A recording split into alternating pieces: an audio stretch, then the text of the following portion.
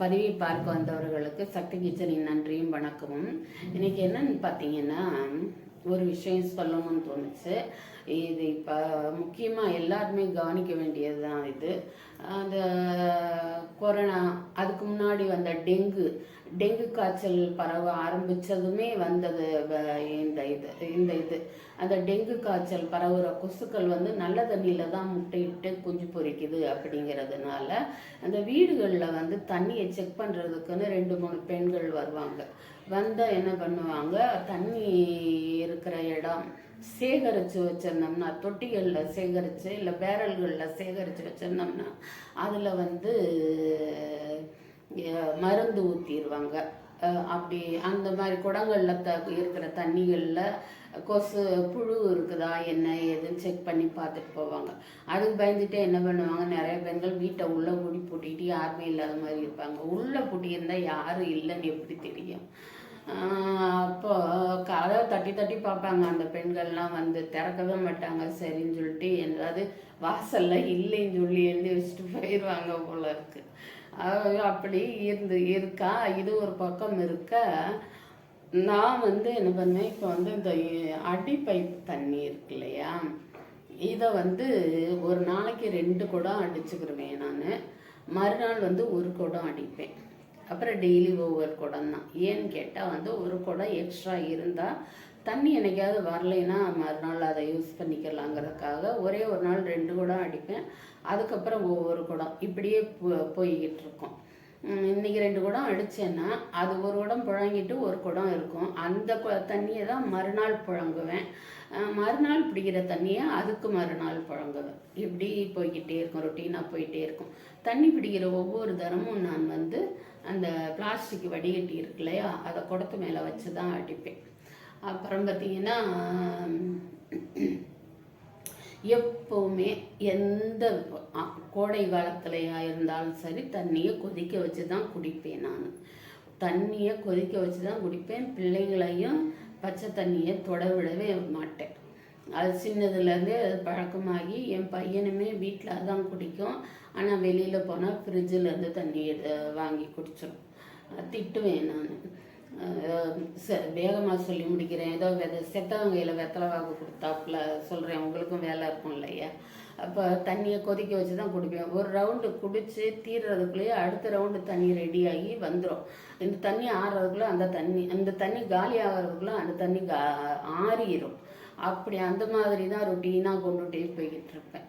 அப்போ பார்த்தீங்கன்னா, இன்னைக்கு 2 குடம் தண்ணி அடி பைப்பில் அடித்து வச்சேன்னா ஒரு குடத்தை இன்னைக்கு புழங்கிட்டு மறுநாள் அடுத்த குடத்தை புழங்குவேன். மறுநாள் பிடிக்கிற ஒரு குடத்தை அதுக்கு அடுத்த நாள், இந்த மாதிரி தான் இப்போ செய்வேன். அதுவும் வடிகட்டி வச்சு தான் தண்ணி வச்சுக்கிருவேன். இப்படி இருந்துக்கிட்டு இருக்கும்போது நேற்று என்ன ஆச்சுன்னு பார்த்தீங்கன்னா, நேற்று பிடிச்ச தண்ணியை இன்னைக்கு புழங்குறேன்.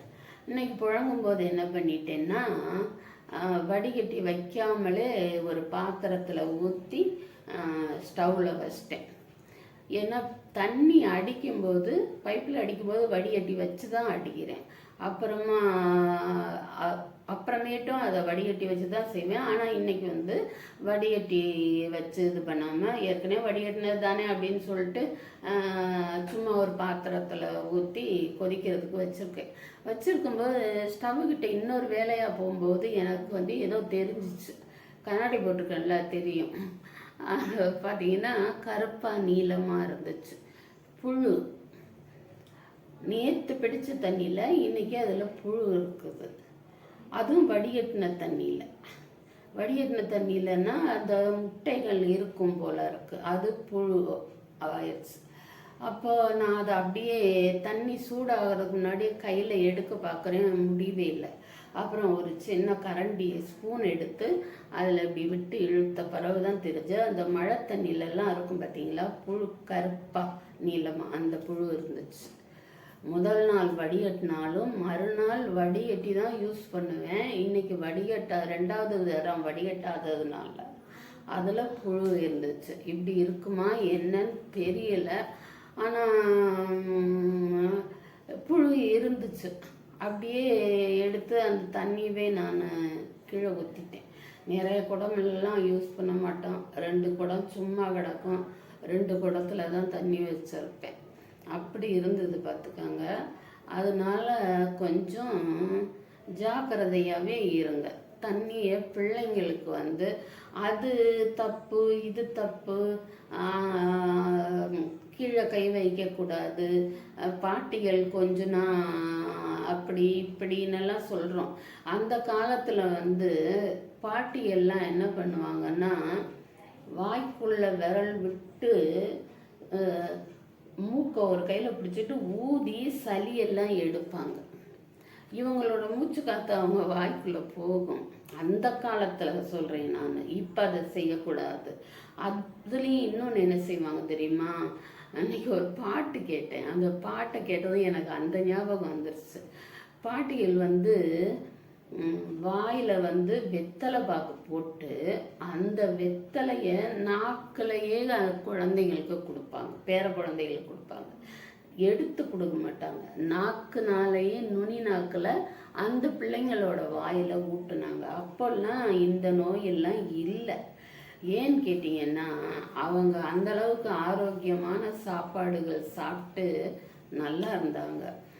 இன்னைக்கு வந்து வெறும் பிரியாணியாக வெளுத்து கட்டினாலும் நோய் இல்லாதவங்களே இல்லை.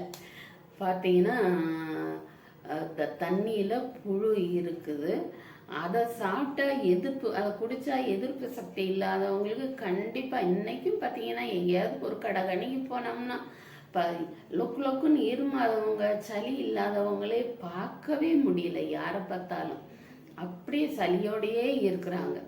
குடுத்தனம் நம்ம சளியோடையே குடுத்தனம் பண்ணுறாங்க. அது ரொம்ப தப்பு. சளி இருந்துச்சுன்னா உடனே டாக்டரை பார்த்து அதை க்ளீன் பண்ணிடுறது நல்லது. மருந்து மாத்திரை சாப்பிட்டு அடுத்து எத்தனை எவ்வளோ நாளைக்குள்ளே திரும்ப சளி பிடிக்குதுங்கிறதையும் பார்த்து அதுக்கேற்ற மாதிரி நம்ம வைத்தியம் எடுத்துக்கிறணும்.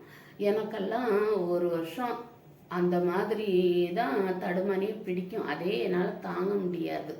ஏன்னா நான் அந்த அளவுக்கு வச்சுக்கிருவேன். நான் சாப்பிட்ற சாப்பாடு, குடிக்கிற தண்ணி, எங்கேயாவது போனால் தண்ணியே குடிக்காமலே வந்தாலும் வருவேன். அதுவும் ரொம்ப தப்பு. ஆனால் வேறு தண்ணி குடிக்கவே மாட்டேன். நான் மதுரைக்கு ஆஸ்பத்திரிக்கு போவேன் பாருங்க. ஒரு எவர் சில்வர் டம்ளர் வச்சுருப்பேன். 2 ஸ்டீல் கேன் இருந்துச்சு. என் வீட்டு கொடுக்கு தொலைச்சிருச்சு இப்போ சமீபத்தில்.